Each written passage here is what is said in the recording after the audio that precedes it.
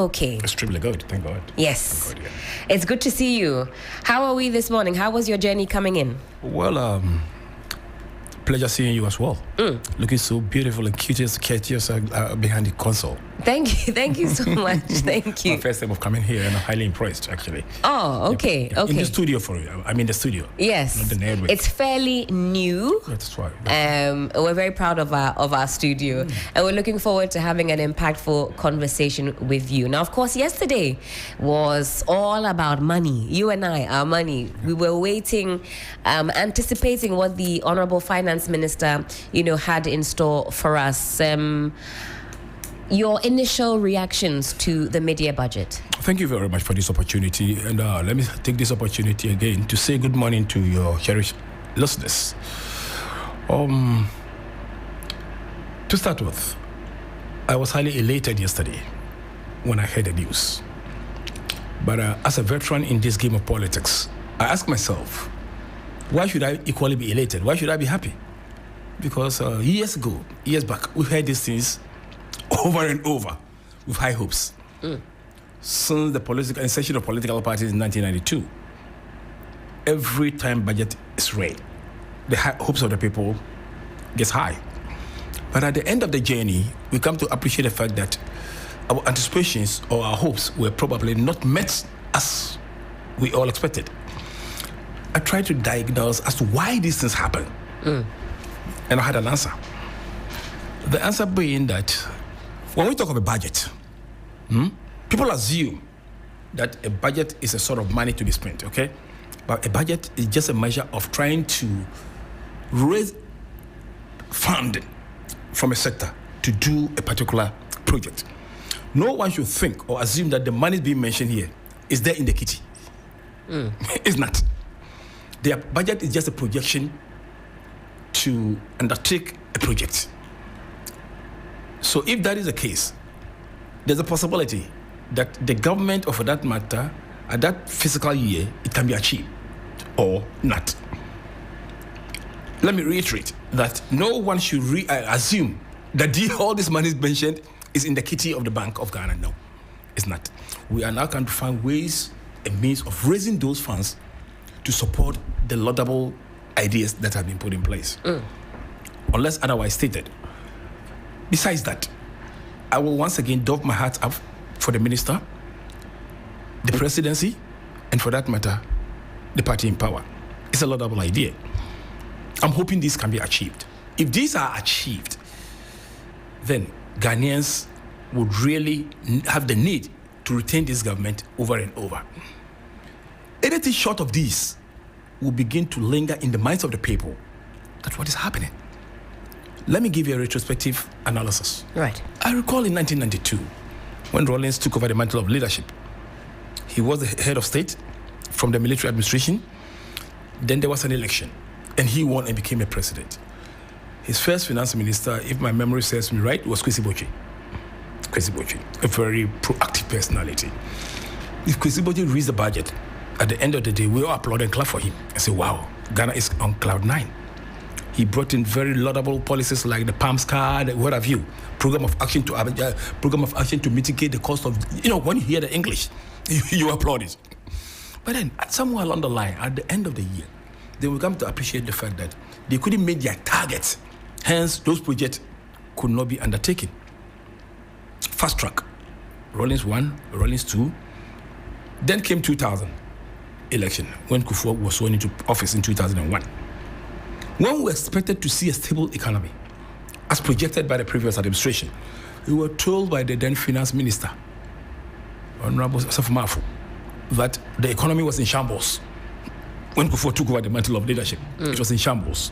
So the MPP need to streamline their economic performance to put the country on its toes.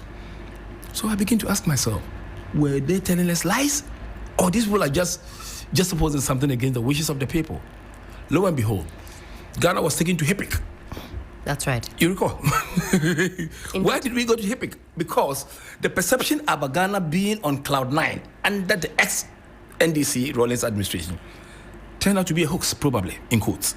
So we were compelled by circumstance to go into HIPIC and declared ourselves as one of the highly indebted nations in the world. which was the total derogatory. But then we had no option than to accept it in good faith. Then we started the economic recovery in that regime. We came a long way, only to lose power again, and then the NDC under Professor Mills took over the mantle of leadership. The same story re-echoed under Professor Mills. Finance Minister is telling us that the government has a whole lot of jargons that we were told. So, my dear, it's a very incisive statement to hear the ministers speaking this way.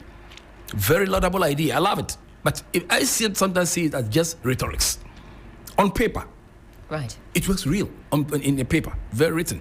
But the application of these things are my cardinal questions.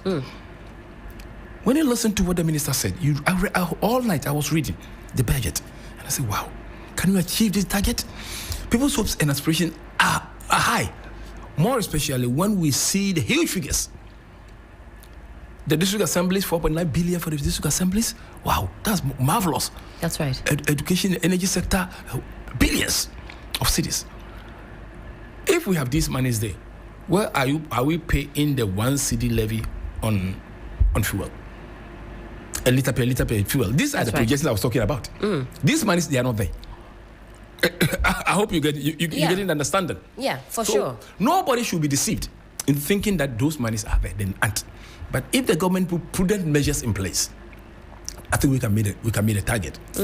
What I will appeal to government of the day, probably from a little experience or in financing, is to make sure that the errors of the ex-administration. Look, let me be frank with you here, my dear. Let me be very frank. The e-levy to me was one of the best policies. The electronic transfer levy. To me. Do you know why? Why is that? It covers a wider spectrum of people in the society. But the difficulty I had with it had to do with the policy of accountability. People paid, okay? People paid. Well, it might sound strange to you. People paid. If the monies were prudently used, you would have applauded it. But as to how much was accrued out of that lump sum, you and I do not know. Nobody told us whether it was consolidated, put into a consolidated fund or whatever. Let me draw attention to something. Do you know we have a fund for our energy fund and energy? Indeed. The oil fund. The oil fund. You know that?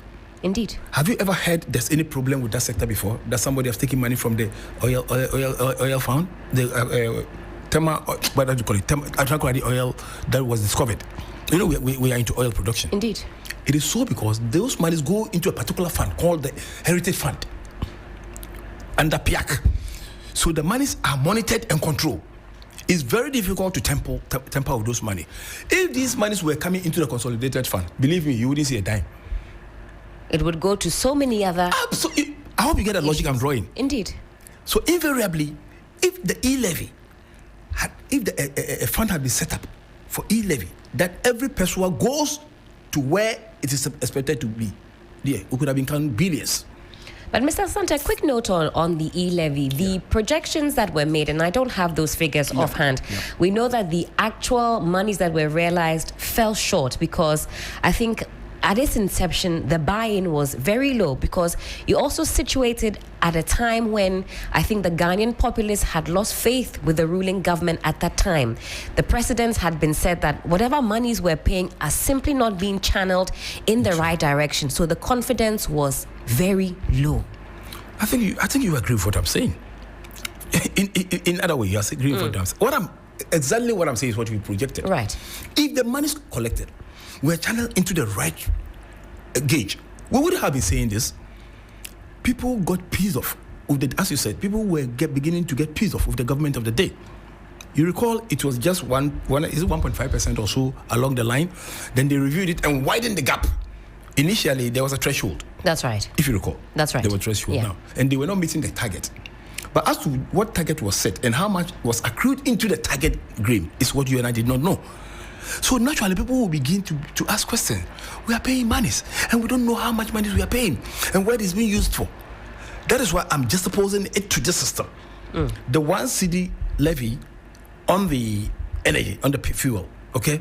If it is not well managed, will hit the rock like the e-levy hit. Right. I will propose to the presidency, for that and the finance ministry, that they make sure that a particular account. We're told that's the mechanism in place, and we're yet to see that materialize. We're told that it's going to be going to a ring-fenced, shall I say, pot. Sure. Yes. Sure. And that's what I suppose the people of Ghana will be looking at, and we of course are following keenly. We're hoping that we get even quarterly updates because for me, and I've parroted this, the inefficiencies that we're told about in the energy sector are due to a myriad of reasons. But time after time, it appears that it's the Ghanaian that bears the brunt of these inefficiencies. We hear about power losses, power theft, and even procurement issues. I mean, so many other issues. And so having to pay extra tax when you know that there are issues to be dealt with, as a Ghanaian, can really sometimes get your back up because you want those inefficiencies to be fixed so that we can enjoy lower fuel costs, which we were enjoying at the start of the year. But government says, well, we've got to pay our legacy debts and we've got to pay for the fuel. So we follow along in that journey and we widen our eyes to see really how those monies will be used. But Mr. Asante, thank you for that preamble and also taking us back through successive finance ministers. From what I also gather from that preamble is that when you listen to our finance ministers, past and present, speak, it's almost like this analogy I'm going to use, putting a plaster on a gunshot wound. Some of the issues are very deep, very systemic, but we find maybe some surface level remedies for those issues. So fantastic preamble. I think we've all learned something, at least taking us back in time, that this is nothing new, especially in the early stages of every government where the goodwill seems to be quite high. We're all riding on a high. Then subsequently, things start to change. I want us to quickly also take a look at some key highlights from the media budget reading. We'll put it up on the screen. For those of you watching, you can also follow along. And you talked about some monies that have been are yet to be spent. Okay, so key investments in essential services. All right, so you have some 2.9 billion to the District Assembly Common Fund, some 2.7 billion Ghana cedis to SNIT to safeguard pensions, some 9.1 billion to the energy sector to ensure stable electricity supply, and 5 billion Ghana cedis will need to clear outstanding debts. Kunzo, remind me, these are monies that are to be paid. These are monies have been spent. Okay, so there's been that critique. Government isn't spending. Honorable Atuforsen says they have been spending in the right direction. So I'm reading out what has been spent. All right. 4.6 billion Ghana cedis to the Ghana Education Trust Fund, GET Fund. Impactful spending, he calls it. Some 1 billion Ghana cedis to sustain free secondary education. Free SHS is still ongoing. That hasn't collapsed. 4.6 billion to the National Health Insurance Scheme. Some 1.4 billion Ghana cedis to clear NHIS claims. Some 252 million Ghana cedis, we're told, spent on vaccines and essential medicines. Some 72.8 million Ghana cedis on the capitation grant.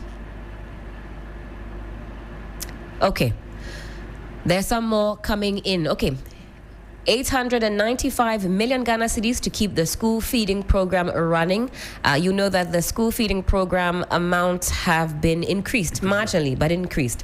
Some 477 million Ghana cedis paid to LEAP beneficiaries.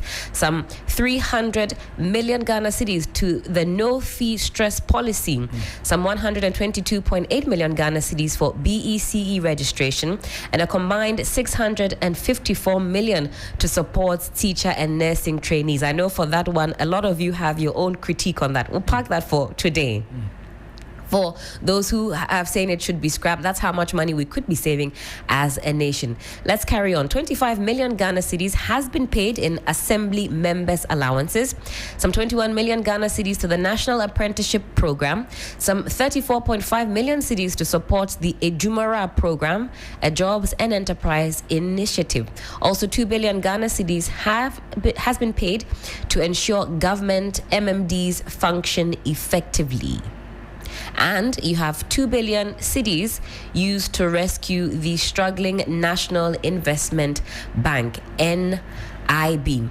Non-interest expenditure amounted to some 84.2 billion cedis, and total payments from the consolidated fund in the first half 114.5 billion Ghana cedis spent. You've got a sectoral breakdown of that. Let's pause that very quickly. Let me get the thoughts of Mr. Asante on that. A lot had been said that this government is not spending, simply not spending, and that's why we're seeing the macroeconomic indicators looking so sweet. But from yesterday's budget reading, we see that some spending, of course, has happened. How do you situate what you heard against some of the views that were, floating about? It's quite interesting. I will be surprised and wonder as to how members of parliament would have made such a comment, because the role of parliamentarians is to safeguard the interests of the masses in these areas. How can a government do this projection, make these payments, and a member of parliament would tell me they were not privy to it? Naturally, then there's a gap within the ranks, or it's just a mischievous act to deceive the masses. Otherwise, nothing goes out without parliamentary notification. That is how you have ranking members on each of these committees. So when I heard the opposition make such comment, I was asking myself, is it real? Have we been told the fact? If anyone doubts this, it's very easy to cross-check. To cross-check these figures, you and I can probably easily cross-check. So I will not hinder much on the issues raised by the opposition, because it might be a bit mischievous for me to probably buy into that. Yes, it could be true that contractors and other sectors of the economy have not been paid, which is very normal. No government can settle all its debts at a go. Naturally, there will be transference of debts from one government to the other, because if you complete a project, it takes time for government to pay you. Some as far as 6 months interval, between 3 and 6 months. So if you lose the election, that debt will be transferred onto the next coming or the incoming administration, which is very normal. What we just witnessed, what fascinates me much? What is it? The area of the fee, what do you call it? No fee stress. Believe you me, that's my interest. When we wonder, ask why all these bulletins. I was a product of free education in university. In those years, I was able to go to secondary school because it was free.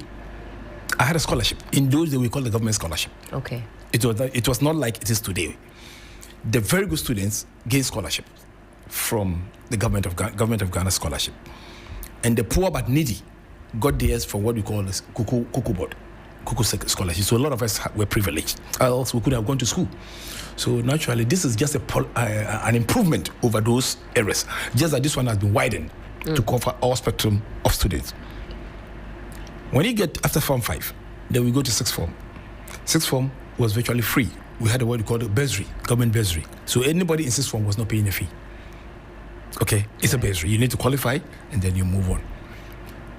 You get to university, virtually, it was free in these years back. But then dynamics changed.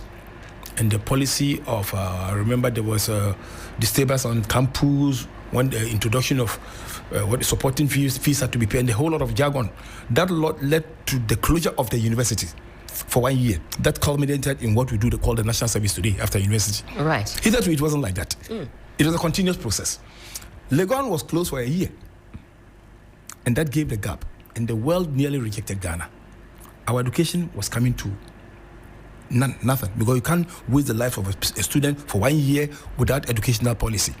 So we were nearly written off. The best option of the day, I think it was under Rollins or so, in the 90s. I think earlier in the 90s, it was under Rollins. That the policy of the national service came in to fill that 1 year gap. You see that, you see the wisdom there? Fast track. I'm saying this stress-free because, my dear, the most difficult line in tertiary education is the first year. Will you agree with me? I don't have that personal experience, so it would be difficult. But from what I have observed in the commentary of in fact the students, that seems to be the consensus, that the first year, not being able to mobilize your funds in the first year can mean that some students will not actually get into that tertiary education. Come again, I don't get it. If you don't mobilize funds, if you're not able to at least secure your first year funding, I mean, it could be difficult. You put your education on hold. You won't enter. You are done. Because It's highly competitive. And the first year is the most stressful. That's why the name is stress-free. It's not for nothing that name was chosen. First of all, you need to look for an accommodation if you are from afar, because the accommodation there can accommodate only little people. That's right. And now it's been left in the hands of the private sector. And you and I know the aim of and objective of every businessman is to maximize profit. Indeed. It's not about you. It's about his interest. Then you need to look for, besides accommodation, if for nothing, you need to look for laptop. That's right. You need to pay for your fees. On the average, you will need not less than 20,000 Ghana cedis as a starter to enter university. That to cater at least for your first year. Yes, exactly. You have to pay your fees, depending on the subject you are offering. If you are into engineering, medicine, and you need much more. If you are into humanities, probably you may be a bit fortunate. If you are not lucky to get accommodation on campus, which is very limited, you need to struggle for. Then you need to look for your own accommodation within or around campus, wherever you are. Good. That's the first cardinal principle. Number 2, you need to get your learning material, at least a laptop, to aid your study. That's right. You need a phone to aid your service. Good. All said and done, assuming you are not living on campus, your transportation to and fro to lectures, even within campus, probably might be very difficult for you. So if government has taken this burden off you, the first year student, and you are lucky to enter into university by every means necessary, you count yourself a blessing and thank the government for such a laudable policy. Why? Because, as I stated in earlier submission, if you're able to make the first year, my dear, believe in me, you can defer your course at any given time, because you have the first year entry. Okay, an undergraduate, you have the first year entry, and things are not going as well as you like. You can defer your programs and then come at any time and then continue. But if you never had the chance of entering the first year, you see the difficulty you go through? That's right. At least if you clear that hurdle, your prospects increase significantly. But Mr. Santi, do you worry about sustainability of a policy such as this? And I'm juxtaposing that against free SHS, for example. And we know that at some point, the financing of the free SHS model had become quite tough, given the rest of the economic climate. Does this give you cause for concern? Let me counter ask you a question. I'm sorry for this. Where from the money for the free HS? Where do we get it? Where did the government get that money from? We asked former president, and I'm not sure if we got the exact answer. Yeah, let me help you for the answer. Indeed. I recall in 2017 when President Nana Akufo-Addo was the president, and his first year, he introduced a free SHS program. That was in September when we were going to Zoo. So I asked myself, they said this country was poor. We don't have even the means to do that. But so where from this money? Then I did a research and realized that, you see, I said something here about the oil fund. When that oil was found under Kufuor, people were asking, what do we do with the money? And some suggested that they should be in the consolidated fund. Okay? Lo and behold, when the NDC came to power, within the concept of, I think, 2009, under President Mills, they decided to create what they call the Heritage Fund. Okay, so the Heritage Fund was set up, and all the money accrued from the oil field were deposited there. What was the aim? The aim was to look for the future generation to make sure. Then came the Nana Akufo-Addo administration with same money. He said, no, the youth, the future, the growth up of the future are the youth of today. So let's channel that money into their education. Hence the need for the free education. That's why he was able to do it in the first year of his administration. So it's a channel from the linkage from the oil fund that is catapulting this. Luckily enough, after that, there have been improvement in the oil production. Because that account is monitored, deeply monitored, the government can lay hold on it and say, we are going to do what we are talking about. Because besides all the challenges of the free education, this government has come and said, we are widening it up.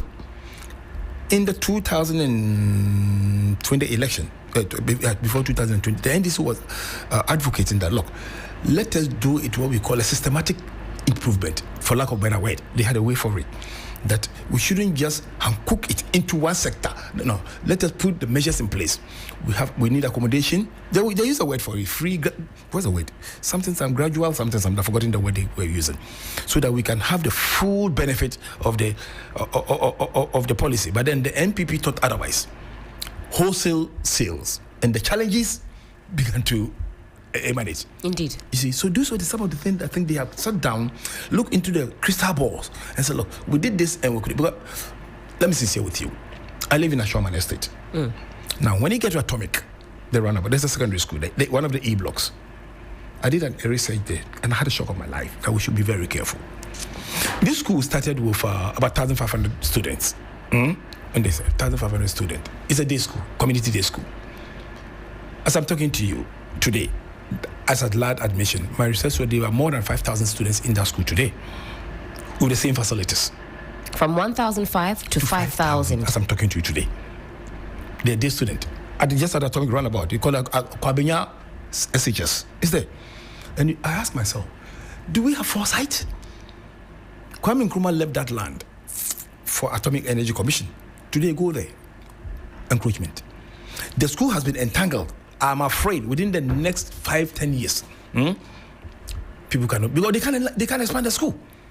All behind, both from left, right, and center, have been encroached by churches and name them. So I ask myself, do we have foresight? Do we reason? Why do we have to treat ourselves to these menaces? So probably we are just building our grave grounds. Otherwise, if education is our priority, we must make sure that we have wider scope for it. But all said and done, I will not belittle the effort the government have made. Right. It's a very laudable one. Let's praise it. Let's call a spade a spade. I hope and pray that at the end of the day, the good people of Ghana will see the benefits of all this. But as it is now, before I veer into the dollarization or what have you, let me just give a space to someone else to make a point. Absolutely. Mr. Asante, thank you so much for those points. And I'm very keen to also explore further this issue of dollarization because at some point enough has to be enough. But let me say good morning and a very warm welcome to Mr. Fred Kwashi Awute, tax lawyer. And he's in the studio with us this morning. It's a post-mortem of the mid-year budget review. Fred, hello, good morning. Hope you're well. Yeah, good morning. Very well. Thank you for joining us on the program, and get the microphone a bit closer to you, if possible. Yes, it's quite flexible. There we go. Good to see you this morning. Thank you. You. Let me ask my first question, and I typically started off this way. Your preliminary thoughts on yesterday's mid-year budget review. Just a quick summary for us. All right, thank you very much. If the budget as read by the finance minister yesterday, just is a reflection of what the economic direction is and what we are expecting it to be. It give us an account on the state of the economy as it is, particularly relating to the inflation and exchange rate and revenue correlation, the total economic, how things are, which is, quite very good. So it's much reflective for us to hear that things are going very well.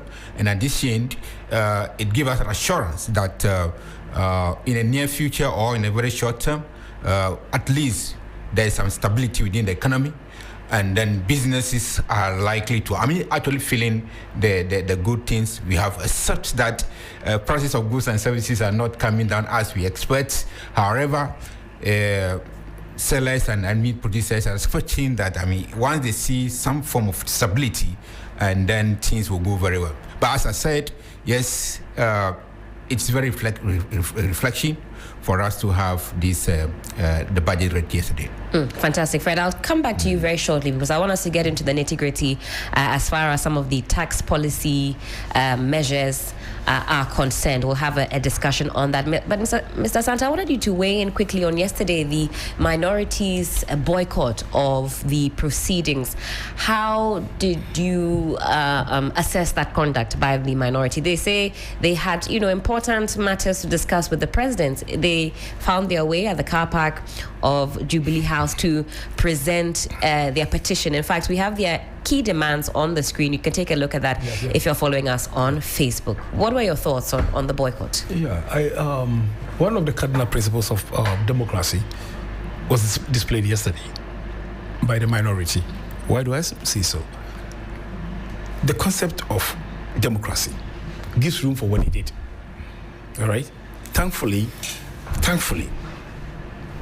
the majority had the say.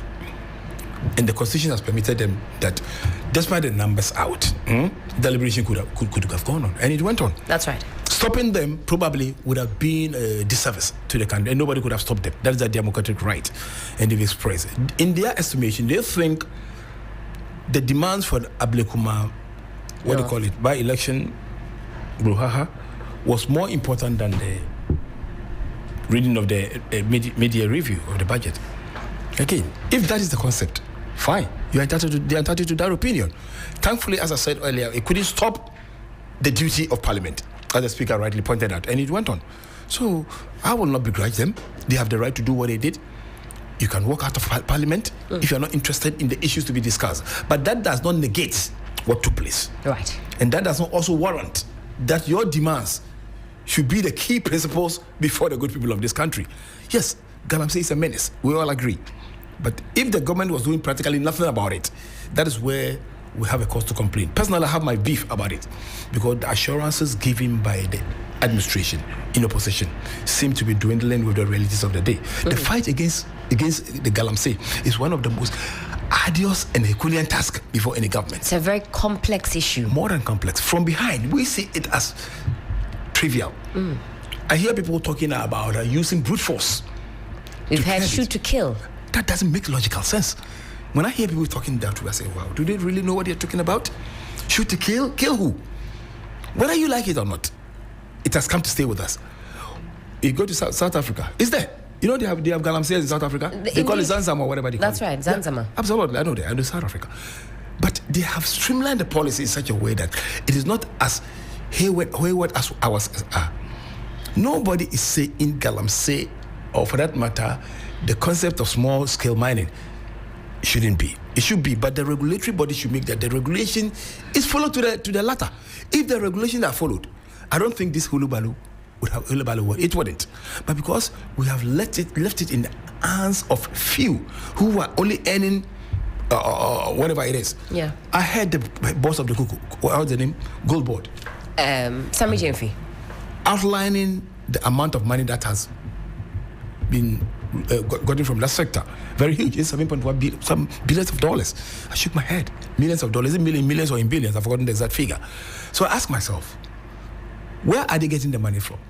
Is it from the same small-scale miners? Something that you and I term as an illegal concept that are not regulated. And from those people, we are purchasing this gold and making money, and we are priding ourselves with those monies. So, how do you just suppose the two? Does it mean we should leave them to go on with their Galamsey, or we must stop them? I think stopping Galamsey will be one of the most arduous tasks. I like how you phrased it. You said that now this government is confronted, the efforts seem to be dwindling with the realities on the ground. Absolutely, yeah. From where we sit, like you say, it seems quite simple. People are saying, oh, take the soldiers into the pits and let them, fire away. But this is a different, kettle of fish. And I hope at a separate time we can really get into the issues of Galamsey because it's a big issue that has many, many, many facets. All right, thank you, Mr. Asante. Let's re-engage Fred on this. Let's talk tax policies. And Fred, do the new policy adjustments demonstrate fairness, from where you sit, or do they disproportionately burden specific groups? What we heard yesterday. Okay, thank you. If you look at the tax policy issues contained in the budget, as you know, it's just a mid-year budget, and the minister just performed the statutory duty of reading it to us and giving us an account on what has happened over the past 6 months. Now, what are the key tax policy that they put in there? They intend to actually reform the budget, the value-added tax, the levies, and then others, which is quite good. But if you look at the budget, you see that revenue isn't performing the way it should perform. That sends a very wrong signal that if you don't take time and pragmatic step is not taken, then it means that certain aspect of the economy will be in trouble. And while we expect it, because if you look at the budget estimated tax revenue that should be collected for the year, you will notice that compared to the previous year, particularly in 2024, we expect that given the level of inflation now is about 13% thereabout, we expect that revenue should be collected, estimated revenue should be about 220 billion, but minister projected around 200 billion. That means that there is a gap in terms of estimation of the revenue. So effectively, it's likely that government have to push in more in order to collect a lot of money. But if you look at recently, not too long ago, government has introduced a new tax, like that is the energy sector levy, 1 Ghana cedis on fuel. It means that those who are paying taxes will still suffer that.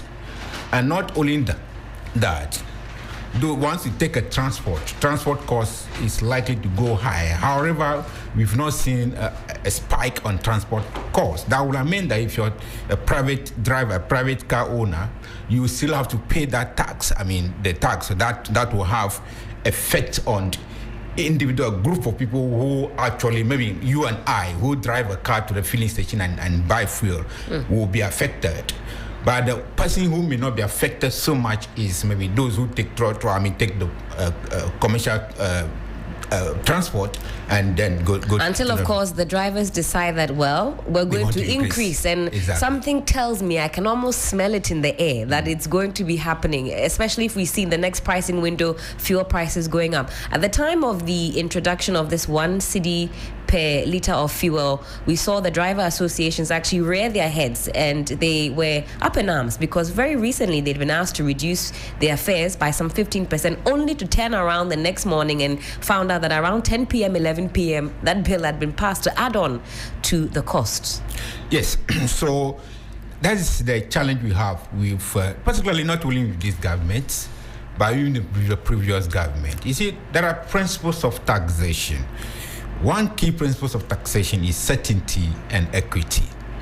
Now, if prices of goods and services are stable, and then you have convinced me based on the stability of the cedi, the inflation dropping, and other prices are coming down, for me to reduce my price, then you turn around to increase the tax. It doesn't bring certain level of certainty within the tax administration. And in that case, it brings some sort of mistrust between government and then the stakeholders. So I think government over the years must learn some lesson, because trust in terms of tax revenue administration is very important. It brings some sort of equity, and persons, people who are affected by the tax will have to go and pay, will be willing to pay. Then also we should be aware that, you see, increasing taxes is always not the way to go. We don't just increase tax. We have relevant provisions in the tax laws that, when effectively implemented, you don't really need to actually increase any other taxes. The only thing you just have to do is that try as much as possible to stop the gaps, the loopholes within the tax law and the tax administration. In that case, the revenue that you should have collected, you will collect it. I keep saying that when you go to a place like Chado, there are a lot of buildings which are coming up there. You walk on the street, you see a lot of people driving new cars and then big time car. The question is that, what is their tax returns? Because your tax return must correspond with the wealth you have. If you take your tax return and you realize that you pay only 800,000 Ghana cedis, but you can buy a car or build a house which is about 7 million Ghana cedis. Remember, personal income tax is up to 35%. Once you're paying up to 35%, it means that you're in high net worth bracket. So 35% of, let's say, 10 billion, and you're paying 100 Ghana cedis, 100,000 a year. That tells you that you're underpaying. There's something which is wrong. So if you can rope in these people who are actually wealthy enough to pay the tax, you don't need to really increase any tax. Let me also give you another instance. Right. Have you wondered, the Facebook you're using pay tax in Ghana, but you pay money to them. They generate money from here. X. That's They right. generate money from here through adverts and all this. We advertise on Facebook. We pay money to them. Have you wondered if that they've paid income tax? But you and I who work in Ghana here, I mean, by the time the month ends, you're paying the tax. Why don't we look at these areas which are not taxed? Do you get it? And rather than trying to impose, would Facebook pay the 1 Ghana cedi fuel? No, they will not, because they don't do transportation on the road. But you and I will have to pay such a tax. Meanwhile, this guy is making money and he's not being taxed. They get it. So that's why we're saying that why don't you effectively implement, or even if there's a need to bring the tax law and close the gaps within the tax law to tax the digital taxation, digital transaction, that would be fantastic. So, Fred, how do you assess our current compliance environment? If you could give it a score out of 10. I would say that compliance is gradually progressing. Compliance is, sometimes it depends on how the revenue administration, approach its compliance issues. I'm trying to get the people to comply. But if you look at the tax revenue compared to that of, the people who are paying tax, the last count we have is about 3 million people who are paying tax. Is it 3 million people who are paying tax? They are a tax population.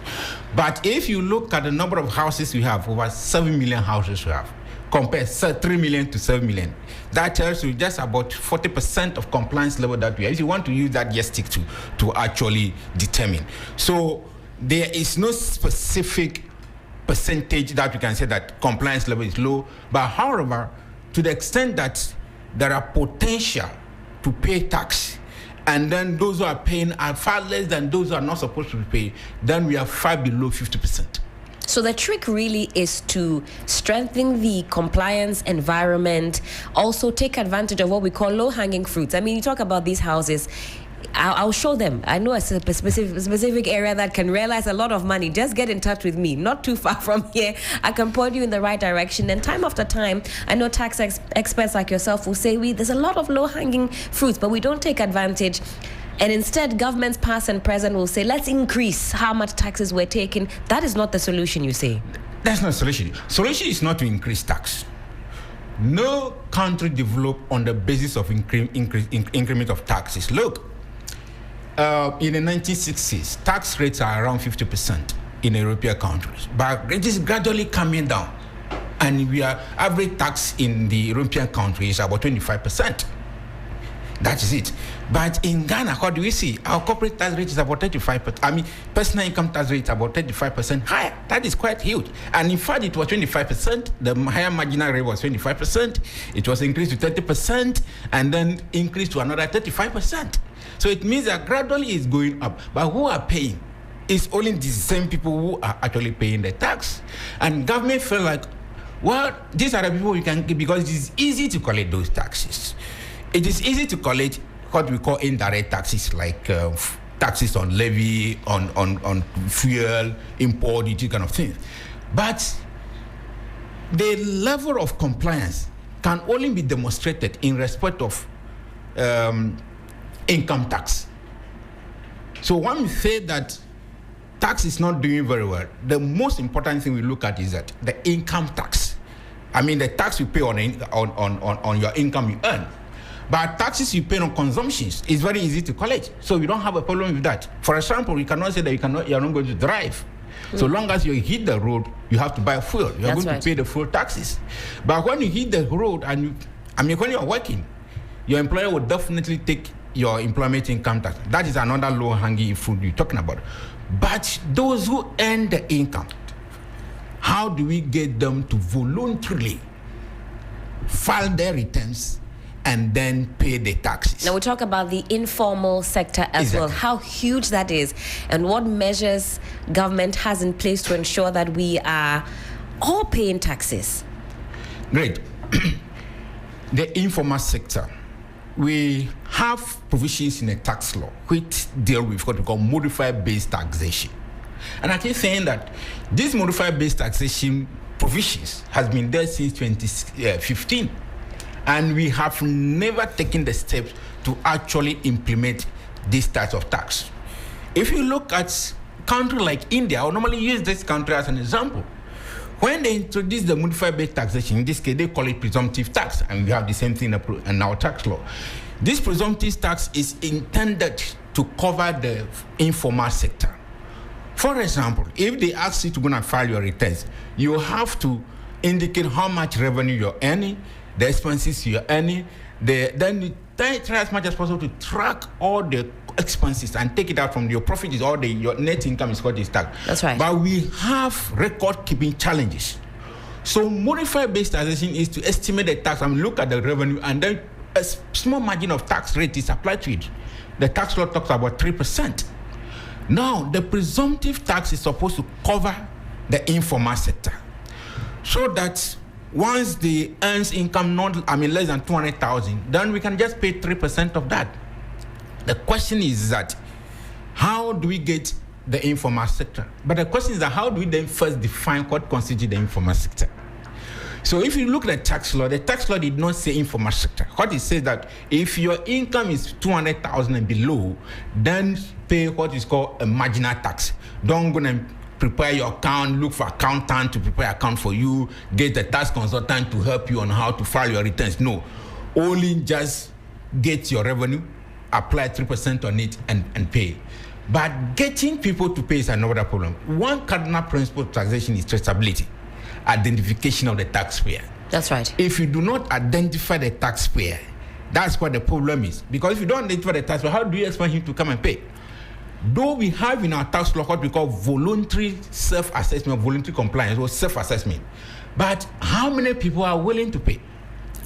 But one other thing which we normally gloss on and people normally say, and which normally if you go to the foreign countries, the developed country, is about what is government doing for me? If I have a pothole in front of my house, and I'm going to the house and have to drive through the pothole, and I can even destroy my car where should I give you money? These are the genuine concerns which people normally have. Then another issue is that government has constructed roads, but we have made to believe that the roads which are constructed are from loans we've taken. So they say we've constructed a road from here to Kumasi, from here to Insao. But the belief is that we have taken loans to build that road, this school, but not knowing that the loans you have taken, you have to use your tax revenue to pay. So effectively, it's a tax which must answer the question. So the road that has been constructed is not the loan money, but it's what? The tax revenue. That's an interesting perspective to avert one's mind to. But Fred, let me pause you very quickly and introduce into the conversation Dr. Julius Jima, urban economist. Doc, good morning. How are you doing? Good morning, Helen. Hope you're doing well. Yes, I'm fine, thank you. And you? I'm doing fantastic. We were hoping to see you yesterday, but that's all right. We have you today, and we can have an effective post-mortem. I'm sure you were tuned in every step of the way as the finance minister was getting into the mid-year budget review. In just about a minute, what is your assessment of the entire budget reading? Yes, Helen. Good morning once again. Good morning to your cherished listeners and then viewers. And good morning to my boss, Fred. It's been a long time. Brother. I think yesterday I joined in listening to the finance minister. And then what I can say, or the deductions I made from the presentation, was that I saw a very determined, finance minister who wants to achieve something greater for the country. All the indicators that, usually we report in the budget from, the fiscal performances and then tax measures, expenditure control, as well as macroeconomic indicators, everything pointed to the fact that we are doing well. And, this is what we want to see as our country going forward, that we'll be able to, record a lot of gains for, the entire country. So, so far, so good. I think it's something that we need to support and encourage the success story so that we can sustain it. at the end of the day, just as we say, it's about bread and butter issues. That's right. And then the biggest, objective is that we're able to eradicate poverty in our country and bridge the gap between inequality and then inequity. Fred was discussing about high net worth individuals and, people having so much money, but they don't really pay the tax. And even identifying wherever taxpayers are so that they can also contribute their quota into the development of the country. So I think on the surface and then in detail, we could see that we have come from afar, and where we are, we can only continue with the success story that we have as a country. Certainly, Julius, thank you for that. And given what you heard yesterday, do you think that the budget review presented a credible roadmap to drive economic recovery, especially given current urban unemployment trends? Yes, I think that looking at how the finance minister came to attack the figures point to itself. We want to have a country that we can prosper. We want to have a country that we can develop, a country that we can take care of our people. Yes, urbanization is really catching up, but most of the problems are also there. We have not been able to eradicate interest, that we're able to build buffers and make savings for the country so that we can channel those, savings and gains into creating more jobs, building small, medium enterprises that will be able to employ more of our youth and put them to work. And in doing that, when people are prosperous, making their money in the country, you can tax them. Yes, I agree with the assertion that Fred was making earlier on that, you don't need to increase taxes. There are a lot of provisions in our tax laws that we compliance and enforce people to pay, go after them, look for them, and then pay. Once we're able to do that, then for any increment in taxes. The minister, talked about reforming the entire VAT system or VAT administration that we have in the country, the cascading effect of tax on tax, and, amounting to something like a double taxation or that of the same goods and services that businesses are rendering or producing in the country. So it has just set us the tone for us to prosper, for the country to develop. Once you are making the expenditure cuts and then tightening your purse and then making sure that you can get more revenue, mobilize more revenue within the space, looking at your key initiatives or key government programs, you can really have the money to do that. At the end of the day, what is government interest? Government interest is that we are getting that enabling environment, we are getting a peaceful, urban economy, rural urbanization is being mitigated, focus on putting businesses and creating more jobs, whether it is through agriculture, empowering the local people to get access to capital funding, to be able to go into agriculture, and then the business side of agriculture within our rural areas, we can feed ourselves, grow. You have that appetite and ensure that the youth are put to work. These are the basic things that we are looking at for. Again, we'll come back to infrastructure. Every economy will be heavily dependent on infrastructure. And one of the key things is roads. Roads open up, our countries, opens up rural to the urban centers. Most of our food baskets are in the rural areas. We are talking about food inflation. One of the things that most market men and women do complain is cost of transport. So now that we are getting a relative stability with our city, and as a result affecting, petroleum prices, we are hoping that market women or, people moving goods or food from the rural areas to the urban areas will not charge us too much. And then at the end of it, when it comes to the market centers, we can also buy. I'm seeing a lot of foodstuffs around. Tomato is really around. Plantain, which used to be something that was very scarce, I'm seeing a lot of them around on the market, and that means that the food is really coming upstream, or they are even coming to the market. And when that, there is more supply to meet demand, clearly it will force the price to drop, and that is what we want to be seeing. But you can only achieve that when you have more of your infrastructure. And what is infrastructure that we need so much is our transport system and then our road networks to be able to improve and linking them to the farm gates, the market centers. These are things that, the budget has set the tone for our prosperity. So, Ellen, right. I think that it's just that the finance minister said it's a lot of hard work. It's something that, we started the whole recovery from a year or two ago, but now we are clearly seeing what is happening. Like I said, the minister just came to attack the figures and showed workings for whatever achievement that, he has recorded over the first half of the year. I followed his version and then, his first budget presentation and then the mid-year review. I can see that he has improved so much.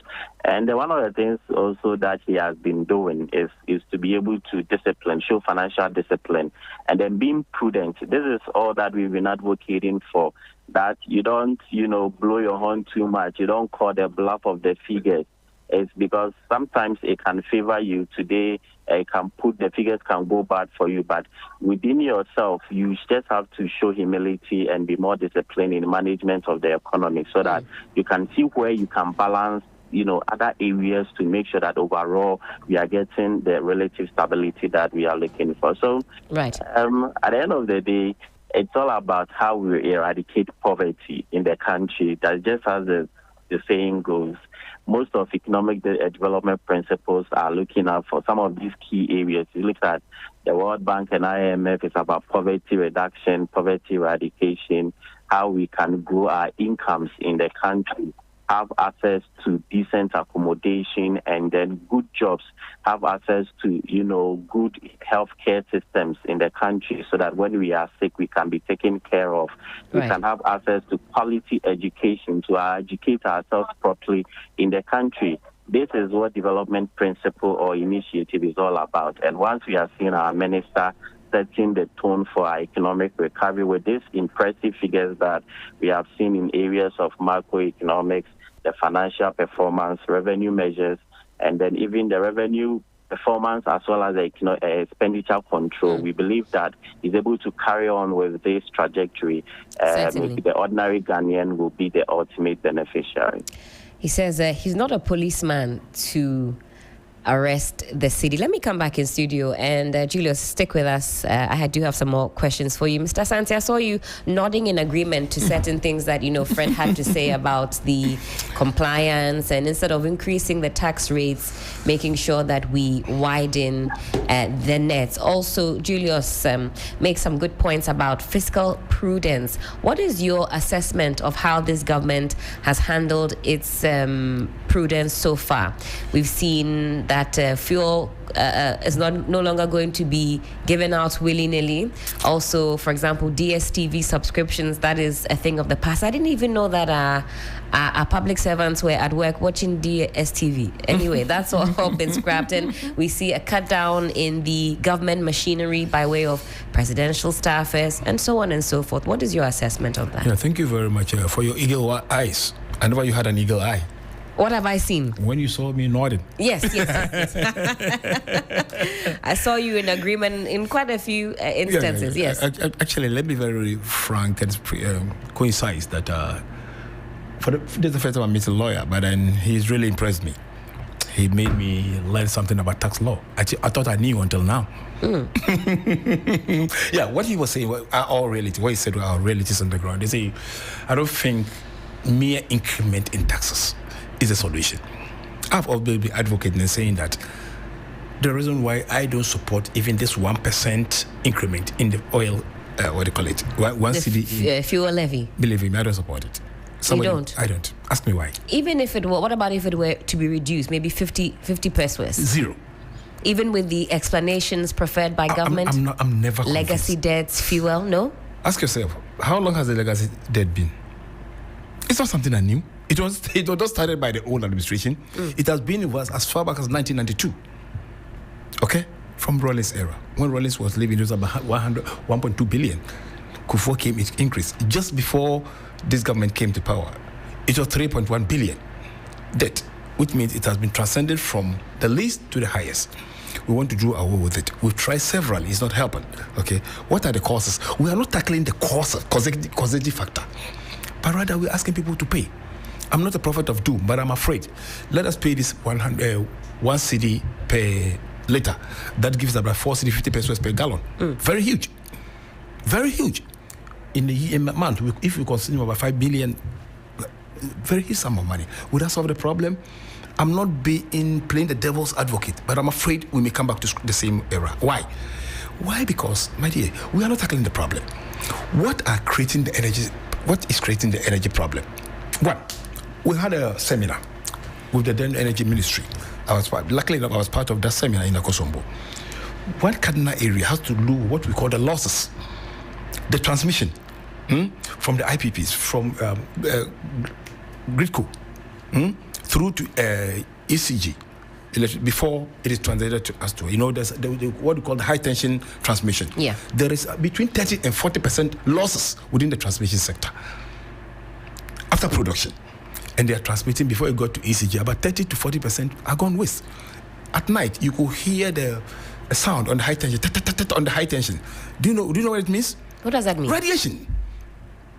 They are the wastages that are transferred, especially when you have high tension poles with what you call mechanics, fitting shops under them. Okay, positive and negative nodes. They attract and they go waste. This is how we are all looking there. Besides that, illegal connectivities. Very big problem. Extremely huge. I was really amazed when the minister went to Tamale and the hotel was caught in the web. A hotel of 20 bedroom. They are using 20 air conditioners and they were buying just 200 cedis worth of energy a month. In fact, Mr. Santi, I'm quite intrigued that you mentioned Tamale. I recall, I can't remember what year it was, 22 or 23. We're told that we were losing about 80 million cedis in Tamale alone to power theft. Yep. Just last month, the sector minister, John, he went there. And this was the reportage. And a hotel with 20 room accommodation, buying 200 cedis of energy. Luckily enough, they are using the prepaid. With the prepaid, you can do any under dealing. And this is what is happening. And you are telling me you are going to increase my energy cost. I should pay more. But the more I pay, the more they use. It's not going to pay. Look, let me sound a bit controversial. I'm going to dissociate this studio from it. Go to Accra Central, the Central Police Station. Okay? Almost every spouse of the officers there are into business, commercial business. Let me further disassociate myself in 3FM 92.7. I'm grateful for that. I take responsibility. Certainly. And this thing is happening live. Why? Because, I don't know, police officers, let's say security officers, have a way of government subsidizing their usage of electricity. They pay just a minimal. But that doesn't give you the operation for your spouses to be commercialized on it. Unless we don't want to face a reality. If you go to Accra Central, go to all the sectors, you see that the commercialization of the electricity there, and nobody's talking about it. Everybody seems to be afraid of it. Under Professor Mills, he tried to give meters to all ministries and organizations. Do you know why? Because he saw the wastages there were too much. You go to ministries on Friday night when they close. Go there on Saturday and Sunday, you see the air conditioners are on. Take it from me. They will be on from Friday night till Monday morning. Who is paying for? So these are the problems. If we don't tackle first the wastages in the system, illegal connectivities, and the unpaid bills, let them increase the taxes by whatever. Just as lawyer, that's what lawyer was telling you and I. It's not by increasing them, but it's using the prudent measures to resolve the problems. Otherwise, we shall be watching. Look, in 1972, when Rollins came at 1979, he said something. He said the Ghanaian economy is suffering because it's like we are fetching water into baskets. And that is true. If I give you a basket to fill it, can you fill it? It'll all seep out. So how many rounds of water will it search? But until we see these things and see the potholes, I'm afraid.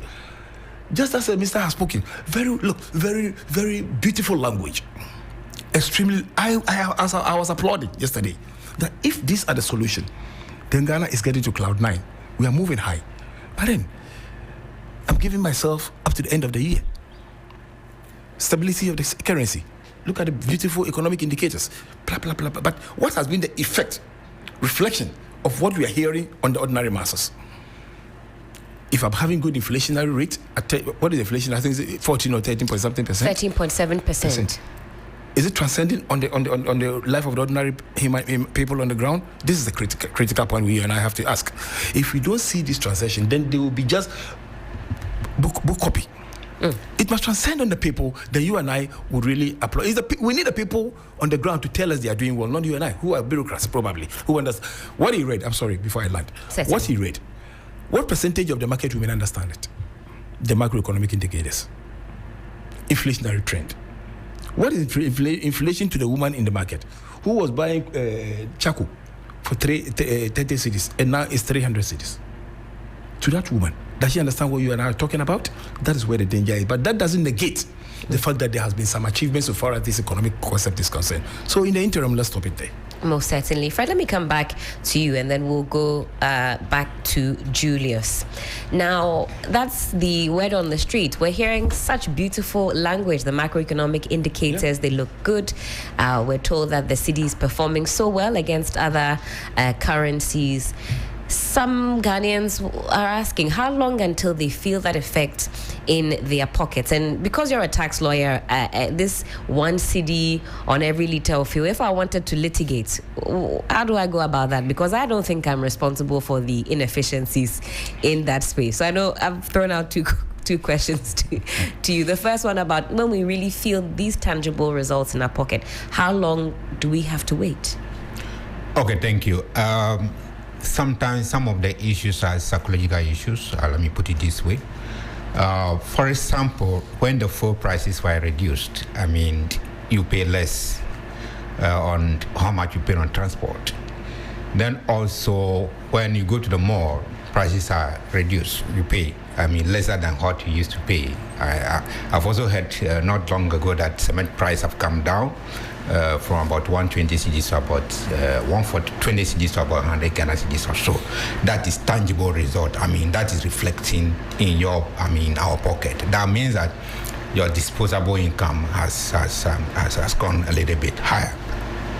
So it's about trying to, like the minister was doing yesterday, I mean, trying to quantify the effect in the individual's household's income and trying to indicate the trend in the price movement. So I think that, yes, prices are not coming down the way it's supposed to be, but there is certain level of one reduction in the economy. For example, when the minister said, I don't speak to you, but city are picky. So that tells you that, and this is not from the minister. I mean, we hear adverts, I mean, companies advertising that anytime the city comes down, they are also reducing their prices. And you and I will go to the market and buy. There are instances where the marketers also suggest, I mean, the buyer, the seller says, okay, I've purchased the product at old prices. So until this product is gone, before I can reduce my price. So in terms of that, yes, in these cases, you see the price as higher as it's supposed, I mean, it is. But that doesn't mean that, I mean, things are largely now, I mean, they're okay or everybody is fine.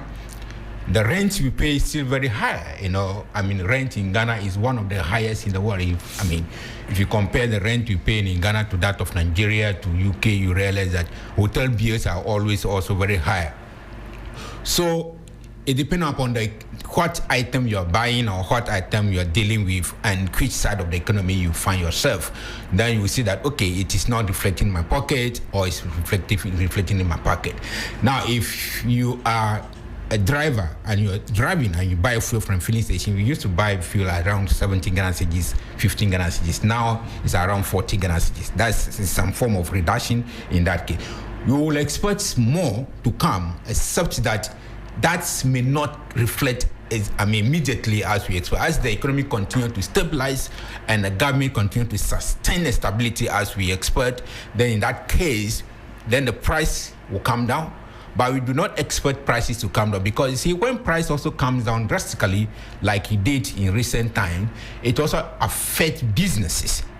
It affects economy. For instance, government has reported, I will delve into tax here, that import duty has dropped significantly. That is quite alarming, but it is expected because once your dollar was around 17-15 cedis. It is now 10 cedis per the Bank of Ghana's rate. Then it means that your import will suffer. But the good news, the minister said, for which I think that much have to be done, is in respect of income tax and then maybe value-added tax. But you see, the increment level in the terms of other tax handled are not as high as we expect. The reason is, it's not as high as we expect. Now, why is it so? It is so because not much effort is being put in place in respect of tax administration, tax compliance, in order to rake in the revenue. Right. And then I also keep saying that if you look at the budget, and the yardstick which I normally put is the last year 2024 revenue, actual revenue outturn that we have in the budget for 2024. It was around 100, the total tax revenue was around 190 billion. Now, if your inflation rate is around 21% at the beginning of the year, is now about 13%.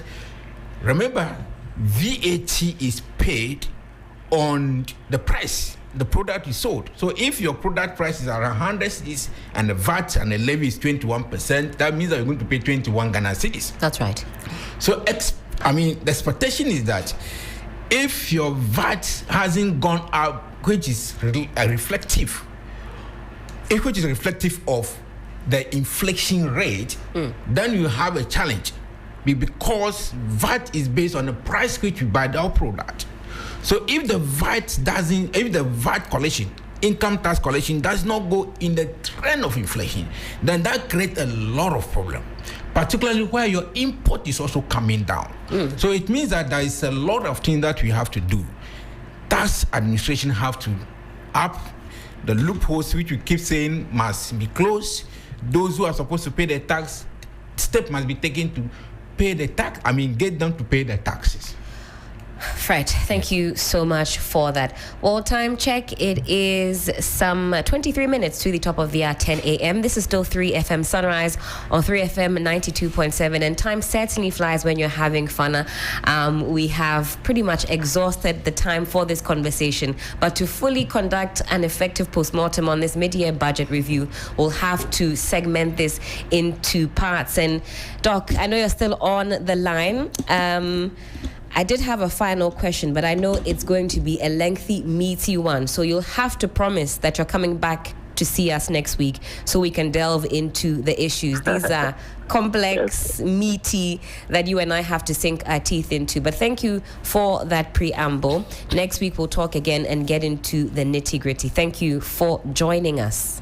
All right, thank you. Very grateful for your time. I would have loved to have gotten into the dollarization conversation because I think that also feeds into the psychology of the people. Something that Finance Minister said yesterday that stuck with me. He says, I believe in the city and so should you. When we have our next conversation, we'll be able to delve deeper. But I've had in the studio with me Mr. Henry Haruna Asante, leading member, Movement for Change. Mr. Asante, a pleasure meeting you this morning and gleaning your thoughts on these issues. I wanted to ask what your background was, because at one point I thought maybe this is a lawyer.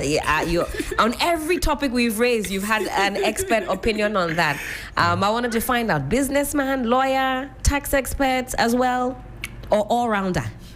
Well, let me be very brief. Probably all-rounder. I was a lawyer without a certificate. Interesting. Noted. We'll delve more into that on the back end. But I also had Mr. Fred Kwashi, I would say, tax lawyer, as well with us. And thank you so much for your expert opinions on this one. Next time when we meet, we delve deeper. But there's more in store for you right here on 3FM Sunrise on 3FM 92.7.